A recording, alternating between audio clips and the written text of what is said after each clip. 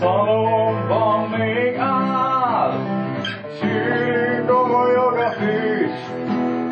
Hátul a raktárban, némán tátog a gyüst.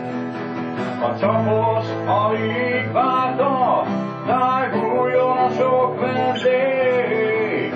Szesztestvérek vére, reggelig ülepedjék. Másnap se kapnak, csak a legjobb léből. Úgyse tudják meg soha a szíves vendéglátó.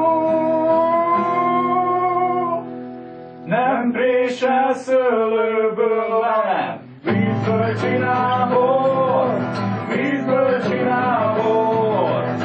Meg nem mondod soha, hogy éjjel a csapot volt. Vízből csinál bort, vízből csinál bort. Nem érdekel az sem, hogy a húból volt.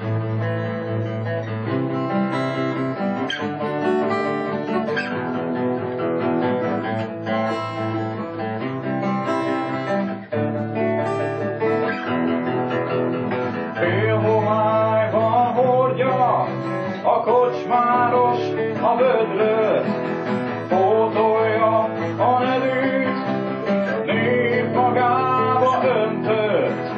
Titkát halálig, megtartja a sírig, mitől részegednek le a sárga földig. Alkohol van benne, mégis isznak, mosolyogva egymást, és asszonyokat szidnak. Ha leszáll újra az ég, ne is velük együtt, csak csodát remélj, mert vízből csinál bort, vízből csinál bort. Meg nem mondod soha, hogy éjjel csapod volt. Vízből csinál bort, vízből csinál bort. Nem érdekel az sem, hogy a kútból volt.